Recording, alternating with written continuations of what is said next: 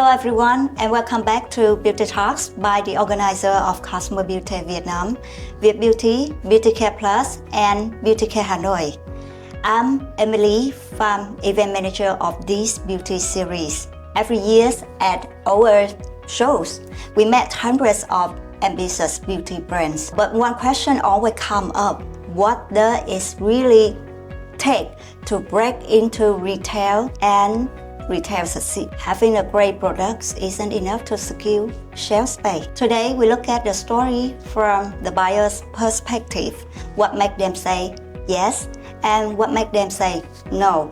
So, join me today is a highly experienced expert, Mr. Bart Verheyen, Commercial Director of Medicare Vietnam. Thank you very much for having me today on the podcast show. It's always great to be back with the Vietbeauty and the Cosmobeauté community in Vietnam.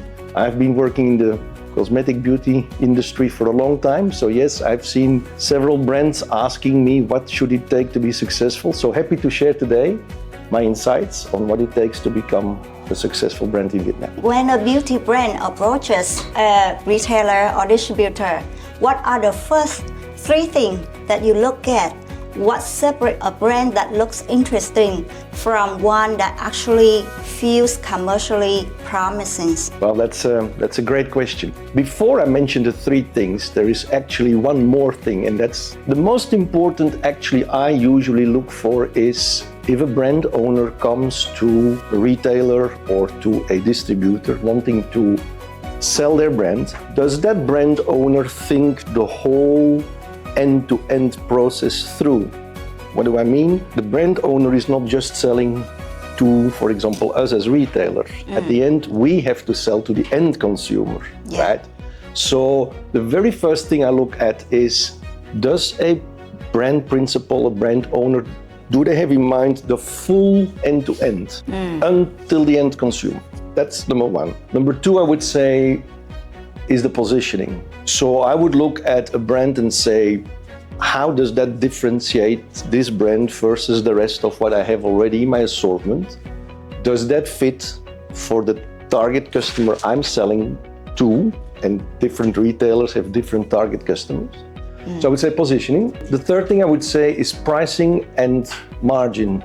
Pricing is linked to what is the target final customer prepared to pay? And in different countries that's different. So in Vietnam, the pricing levels are different than, for example, in Korea or in Japan or in Europe. Together with margins, and margins is a very tricky one. Usually brand owners, they say, we sell our brand already in another country and that's the margin we give to the retailer. Well, it depends. Are you selling to a retailer in Vietnam? Are you selling to a distributor? Margins are not the same in every country, but some brand owners, they think, I give so much percent in Japan, so I give the same percent in Vietnam. So pricing, margin, and then I would say the last thing, the fourth thing is the sell-through. As I said, the retailer buys, but then needs to resell. At the end, we want to sell to the end consumer. So the last thing I would look in is brand owner, do you have a sell-through plan? Are there sampling in the stores? Are there KOLs? Are there influencers? Do you have an online campaign, yes or no? So end-to-end looking through, that's one. Two, positioning, does it fit on my shelf? Does it target my customer? Three, pricing and definitely margin, and margin is done from as retailer. And number four, the sell-through plan. That are the four things I look for. So that's the three key things that if like a brand owners, others brands from overseas, they want to get into Vietnam, they have to pay attention to have a right machines and the right plannings. Yeah. If you don't have a plan, you're going to have zero sales, right? Yeah. A lot of beauty founders are assuming that if the formula is strong and the packaging looks premium, the buyers will naturally be interested in the products. But in the realities, many brands still get rejected, right? So from your experience, what are the biggest red flags or the most common mistake Right. that brands make when they pitching to the buyers? There are a couple of red flags, usually which immediately pop up when you start to talk, or we as retailer or distributors start to talk to potential new brands. Number one is unclear positioning. They come and give us a pitch, but actually it's not clear to who they want to sell to. So that's number one, unclear positioning. Number two, and that's very important for Vietnam because it's very sensitive, the pricing positioning. A lot in Vietnam, like anywhere else in Asia, Southeast Asia, is sold online. But then brand owners, they start to make a price differentiation between online and offline. If you go for online, then go for online. If you go for offline and you want to do online, that's fine, but make sure your pricing is the same. Many brand owners, they want a different pricing. So if you're gonna sell at a lower price online, you're killing the sales in the stores, right? So that's number two. And I would say number three, probably new for many of you, the business readiness. So let's say you come to me, you're a brand owner, we do the negotiations, we agree, and now what? Now these products need to be registered in Vietnam, they need to be manufactured, they need to come to Vietnam. There is a new cosmetic decree coming up at the end of this year. Wow, there's many things changed. Which is a quite big change compared to what it is now. So the rules officially become more simple and faster. But you need to be aware that there is extra paperwork required for registrations starting the last day of this year, which you don't need now yet. So there's more paperwork required, and there is also more requirements for testing reports. So that's something new. So Vietnam will follow the ASEAN rules, but they're strict. So that's okay, but you need to be aware it takes a longer time to register products in Vietnam. So we made a deal. Now, how fast can we get it on the shelf? So, do you think it's really good because our government tried to clean up the market? Correct. To welcome more investment. Correct. And reduce the smuggling or the fake The hand products, carry, right? yeah, yes. So it's a good thing. The only thing the government needs to watch out for is they're not overcooking it. So the philosophy of the government is we, Vietnam, want to treat cosmetics like medicine. Very strict regulations, very strict controls. That's okay, but it's skincare. You're not swallowing things. You're not going to die from putting a cream on your face, right? So they just need to watch out that the rules don't become too strict.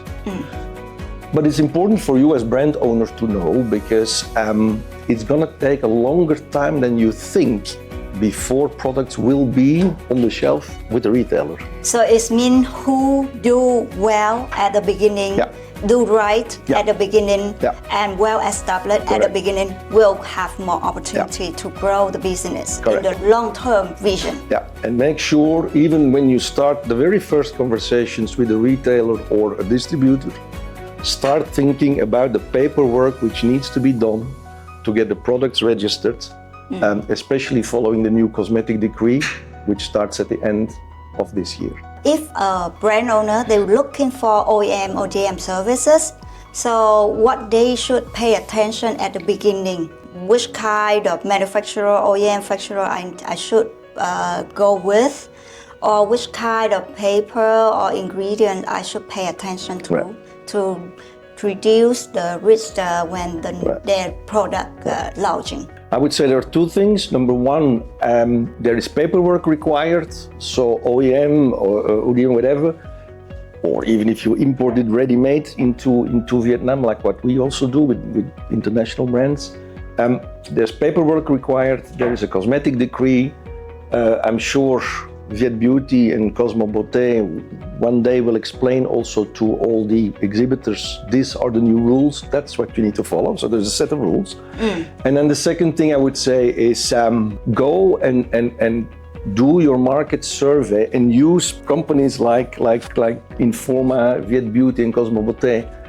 They know reputable and good distributors and retailers in Vietnam, and they can help you to also speed up the first part of your look and search trip to Vietnam, right?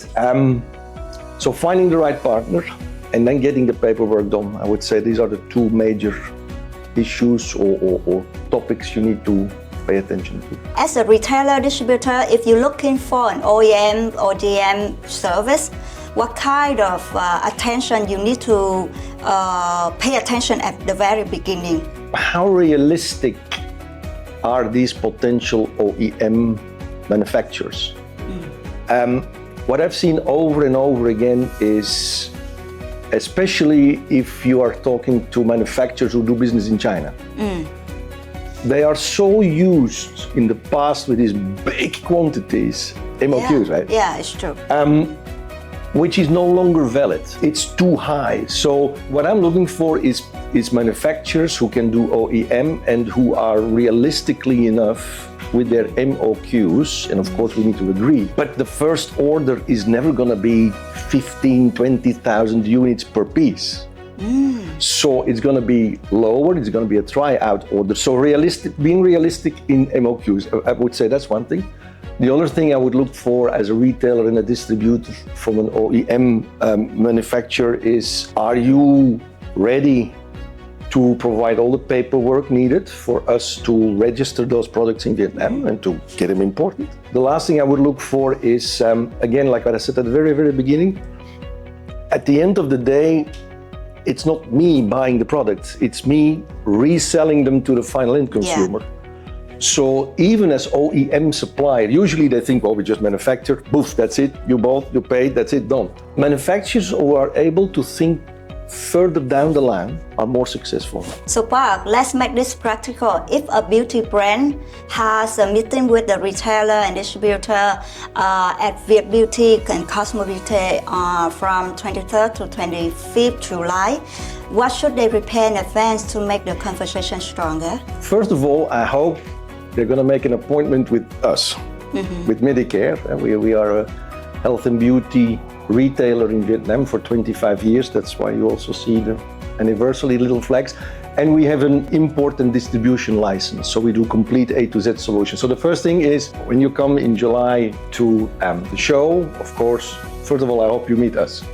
We can help you. Number two, it helps if you are prepared, having done a bit of market survey. What happens many times is exhibitors at the show, they arrive just the day before the show, they set up the show, they're very stressed, they don't have time to do anything else, and then you have the 2 or 3 day show. It helps if you have done a little bit of market survey yourself in advance, because it tells me that you are prepared. The other thing I would say is, come with a realistic business proposal. We were talking earlier about the MOQs, that they're realistic. We talk about pricing and margins, and it's part of a conversation.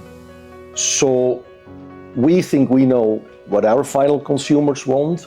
You know as brand owner what you want to get as your own brand position. And it's going to be a conversation. It's not the one you take it or leave it thing, right? It's something to talk about. And the very last thing, which every brand owner usually forgets, payment terms. What you need to realize is, if a retailer or a distributor agrees to buy your brand, let's say from, I just make it up, from Korea. Right? Okay. If I sign the contract with you today, by the time these products are registered in Vietnam, by the time they have been manufactured by you, by the time they have been shipped to Vietnam, they have to go through customs, they have to go to my central warehouse, and then they have to be distributed to all our stores, which are all the way from the border of China all the way to the Gulf of Thailand. By the time all of that is done, that's at least 6 to 8 months. You cannot expect the retailer to pay you already before we even start to sell. And that's one of the things usually brand owners forget. They sign a contract and then they say, we want to have full payment before we ship anything. Full payment? Yeah, that's usually what they ask. Because we don't know each other, so then we don't trust each other, and then they say, we don't want risk, we want you to pay 100% upfront. I'm not a bank. I'm not a charity institution, right? So you need to be prepared to find a solution for the payment terms. And there are various options, whatever, but just keep that in the back of your mind, payment term. Retailers, distributors, our companies, like you, who also need to make money, bottom line, EBIT, EBITDA. They have a cash flow, and 100% payment upfront is not going to work. It's not easy for both sides if we go with the payment term, and the big MOQ is also matter. Yes. Yeah. Before we wrap up, one final question. If you could give just one advice to the beauty founders or the beauty teams preparing to enter retail or distribution, what would it be? Well, first of all, you have to come and visit Vietbeauty. That's the first thing. And secondly, and that's probably the most important, do not just pitch your product. Pitch your readiness. You make a differentiation by being prepared. You make a differentiation by thinking the whole process end to end through. It's gonna take you longer than you think in Vietnam. It's clear what to do, but it's gonna take you a bit longer sometimes than what you think. Yeah, the biggest advice I would give is you're not the only one, so make it stand out. Make it stand out and make it about your brand, which is much more than just a product under the brand. So what we talked before, the different things to be prepared, your market survey. And I would say for those who cannot join Vietbeauty, but you must join. If you cannot join, and if you're looking for a retailer, www.medicare.vn. We're 25 years here. We're there at your service. We can help you. You go to the website, you click at the info@medicare button, and we'll take it from there. That's a great note to end on, but thank you once again for joining us and for sharing such practical insight into how buyers really think from catering, fit, and pricing to sell through, support plans, and what it truly means to be retail ready. And thank you to everyone for tuning into Beauty Talks today. At Vietbeauty Cosmobeauté Vietnam, our goal is not just only connect brands with buyers, distributor, and retailer, but we also help the beauty business to better understand what it takes to grow today's market. So if today's conversation gives you a clearer picture of what buyers are looking for, stay with us for the next episode of the Beauty Talks. And see you next time, and see you at Cosmobeauté Vietbeauty from 21st to 25th July. Thank you and see you. Bye bye. Bye bye.